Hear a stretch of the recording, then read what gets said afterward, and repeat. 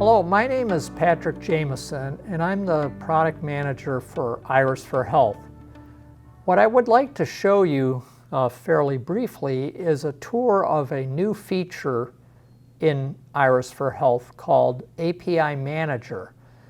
We've released that at the end of last year, but what's unique here is that the API Manager can be used to make FHIR development much easier than it is with traditional environments. And that's what I'd like to show you. FHIR is a complex standard, as you may know, and many of our customers have been asking us for more documentation, code snippets, and other things to help them with FHIR development. That's what we've accomplished by using our development portal with the API Manager. The API Manager has a lot of capabilities, not just for development, but also for management of APIs. We don't have time to go into all those capabilities. So what I'd like to show you is just how easy it is to do FHIR development using the development portal on the API Manager. So this is the opening screen to the API Manager, building with IAM. If we go into the documentation section, you could see that we can upload what is called an API catalog.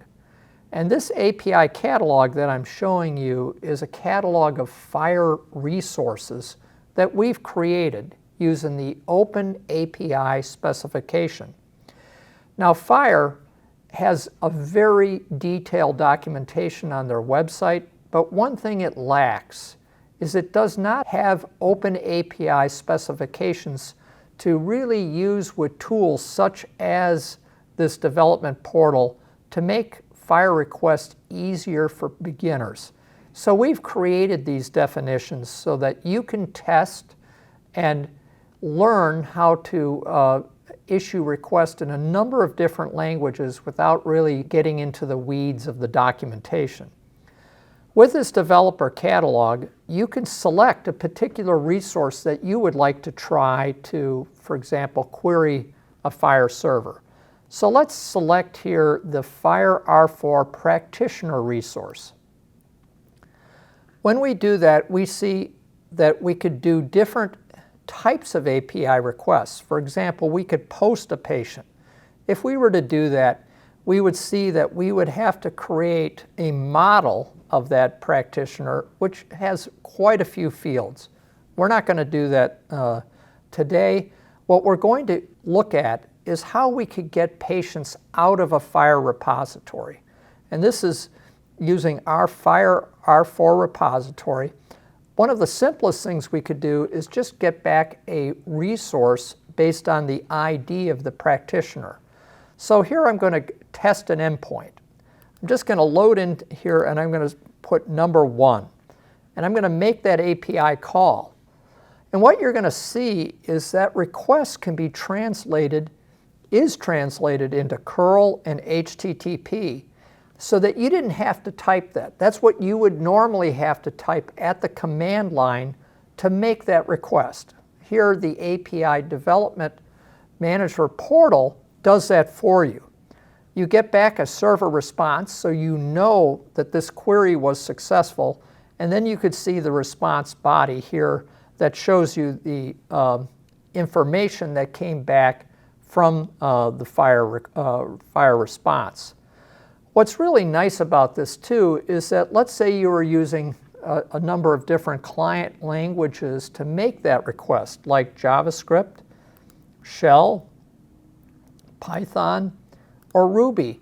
You could just simply cut and paste these different code snippets directly into your code, thereby making that initial development go faster. And it would be definitely, hopefully, more intuitive and easier.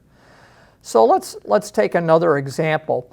One of the things that people don't know when they start out in FHIR frequently is they don't know, well, you got all these resources. What can I query for? What is available to query? Well, in the case of practitioner, you see the various parameters that are available to you to query.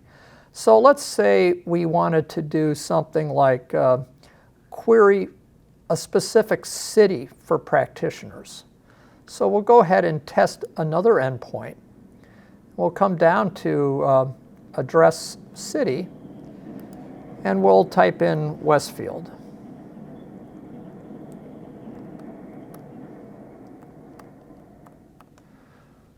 Now we'll come down and we'll make this API call.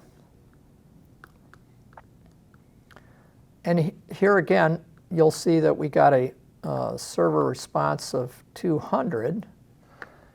And let's just take a look. Yeah, here's Westfield. As you could see in our request, this is how it would be translated into curl and how it would look, again, if we did this with a HTTP request. And here you're seeing that we're getting a FHIR bundle back, not just one resource, but in this we have a total of 9 resources.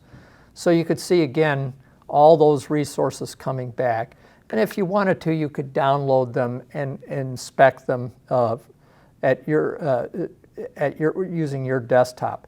And again, all those requests would be translated into several client languages that you could use to make that request very easy for you to incorporate into your own code. This is just really part of what the InterSystems API Manager can do. This focuses on really the discovery and the creation of FHIR requests. There's a lot more capabilities in terms of managing it, like logging, security, and routing, that we could talk about at another time. But I hope this gives you a feel for what IAM could do and how it really makes FHIR a lot easier to use. Thank you very much.